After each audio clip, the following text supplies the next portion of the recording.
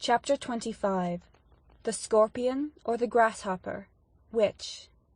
The discovery flung us into a state of alarm that made us forget all our past and present sufferings. We now knew all that the monster meant to convey when he said to Christine Daae, "Yes or no? If your answer is no, everybody will be dead and buried." Yes, buried under the ruins of the Paris Grand Opera. The monster had given her until 11 o'clock in the evening.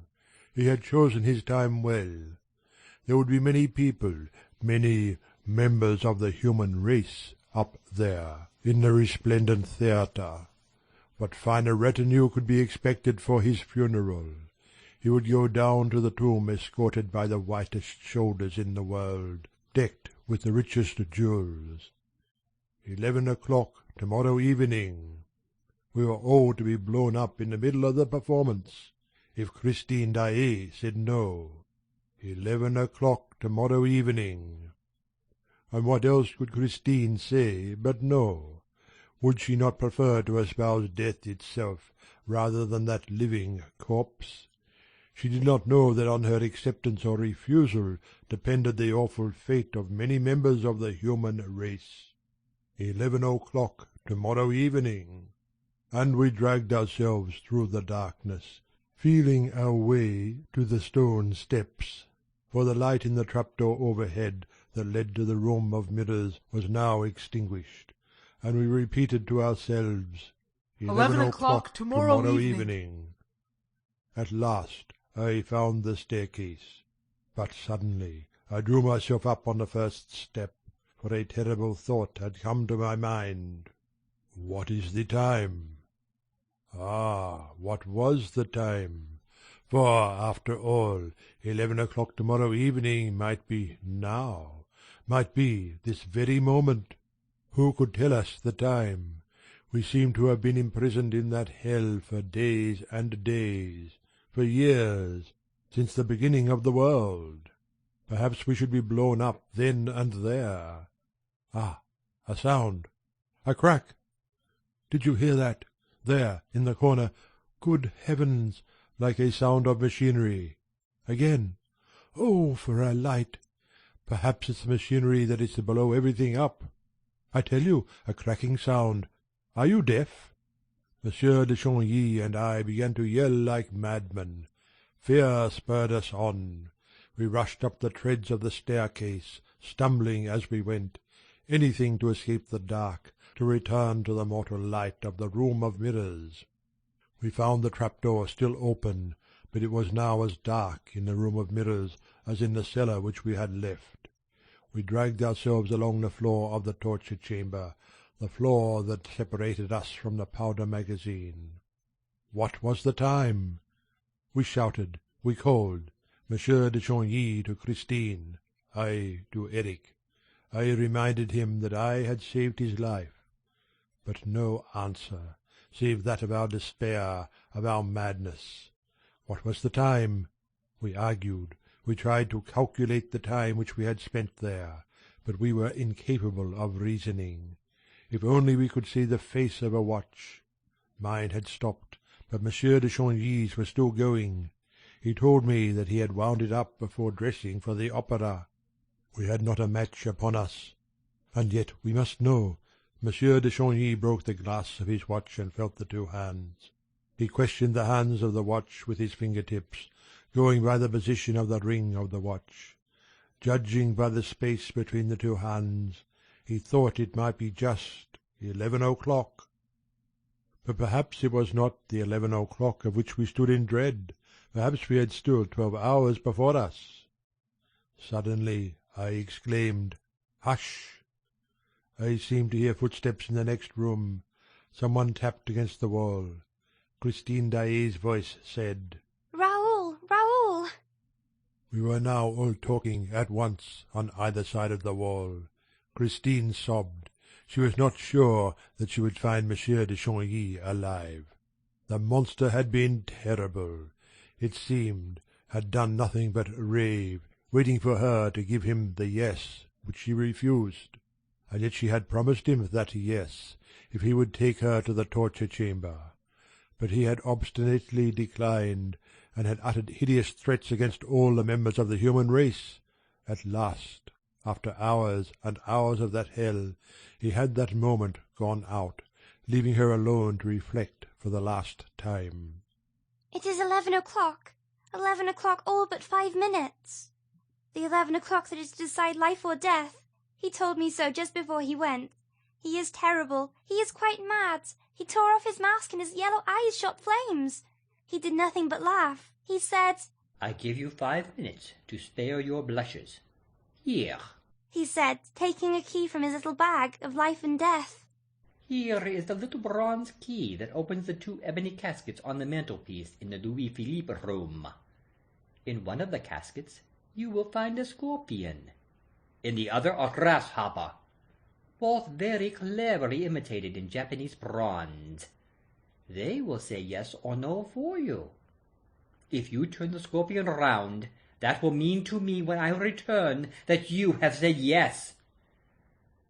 The grasshopper will mean no. And he laughed like a drunken demon. I did nothing but beg and entreat him to give me the key of the torture chamber, promised to be his wife if he granted me that request. But he told me there was no future need for that key, and that he was going to throw it into the lake. And he again laughed like a drunken demon, and left me. Oh, his last words were, The grasshopper! Be careful of the grasshopper! The grasshopper does not only turn, it hops, and it hops jolly high. The 5 minutes had nearly elapsed, and the scorpion and the grasshopper were scratching at my brain. Nevertheless, I had sufficient lucidity left to understand that if the grasshopper were turned, it would hop, and with it many members of the human race. There was no doubt but that the grasshopper controlled an electric current intended to blow up the powder magazine. Monsieur de Chagny, who seemed to have recovered all his moral force from hearing Christine's voice, explained to her, in a few hurried words, the situation in which we and all the opera were. He told her to turn the scorpion at once. There was a pause. "Christine," I cried, "where are you?" "By the scorpion." "Don't touch it." The idea had come to me, for I knew my Eric, that the monster had perhaps deceived the girl once more. Perhaps it was the scorpion that would blow everything up. After all, why wasn't he there? The 5 minutes were long past, and he was not back. Perhaps he had taken shelter and was waiting for the explosion. Why had he not returned? He could not really expect Christine ever to consent to become his voluntary prey. Why had he not returned? "Don't touch the scorpion," I said. "Here he comes," cried Christine. "I hear him. Here he is." We heard his steps approaching the Louis Philippe room. He came up to Christine, but did not speak. Then I raised my voice. "Eric, it is I. Do you know me?" With extraordinary calmness he at once replied. So, you are not dead in there? Well then, see that you keep quiet. I tried to speak, but he said coldly, Not a word, Daroga, or I shall blow everything up. And he added, The honor rests with Mademoiselle. Mademoiselle has not touched the scorpion. How deliberately he spoke. Mademoiselle has not touched the grasshopper. With that composure. But it is not too late to do the right thing. There, I open the caskets without a key, for I am a trapdoor lover, and I open and shut what I please, and as I please. I open the little ebony caskets. Mademoiselle, look at the little dears inside. Aren't they pretty? If you turn the grasshopper, Mademoiselle, we shall all be blown up.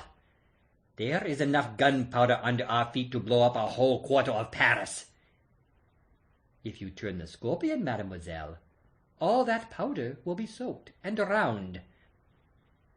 Mademoiselle, to celebrate our wedding, you shall make a very handsome present to a few hundred Parisians, who are at this moment applauding a poor masterpiece of Meyerbeer's.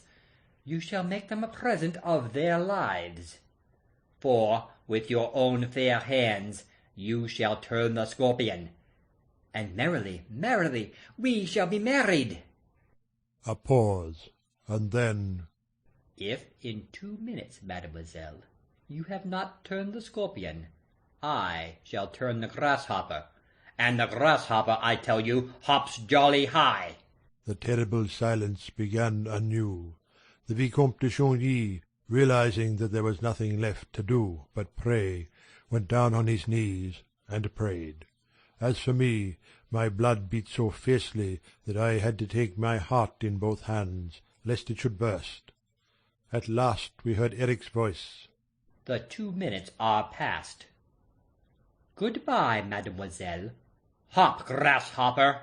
Eric, Cried Christine. do you swear to me, monster? Do you swear to me that the scorpion is the one to turn? Yes, to hop at our wedding. Ah, you see, you said to hop. At our wedding, ingenuous child. The scorpion opens the ball. But that will do. You don't have the scorpion? Then I turn the grasshopper. Eric. Enough! I was crying out in concert with Christine. Monsieur de Chagny was still on his knees, praying. Eric, I have turned the scorpion. Oh, the second through which we passed! Waiting, waiting to find ourselves in fragments amid the roar and the ruins. Feeling something crack beneath our feet, hearing an appalling hiss through the open trap-door, a hiss like the first sound of a rocket. It came softly at first, then louder, then very loud, but it was not the hiss of fire, it was more like the hiss of water, and now it became a gurgling sound. Gurgle, gurgle. We rushed to the trap-door. All our thirst, which vanished when the terror came, now returned with the lapping of the water. The water rose in the cellar, above the barrels, the powder barrels. Barrels, barrels, any barrels to sell? We went down to it with parched throats. It rose to our chins, to our mouths, and we drank. We stood on the floor of the cellar and drank. We went up the stairs in the dark, step by step, went up with the water. The water came out of the cellar with us, and spread over the floor of the room. If this went on, the whole house on the lake would be swamped. The floor of the torture chamber had itself become a regular little lake, in which our feet splashed. Surely there was water enough now. Eric must turn off the tap. Eric, that is enough water for the gunpowder. Turn off the tap, turn off the scorpion. But Eric did not reply. We heard nothing but the water rising. It was halfway to our waists. Christine! Cried Monsieur de Chagny. Christine, the water is up to our knees! But Christine did not reply. We heard nothing but the water rising. No one in the next room, no one to turn the tap, no one to turn the scorpion. We were all alone in the dark, with the dark water that seized us and clasped us and froze us. Eric! Eric! Christine! Christine!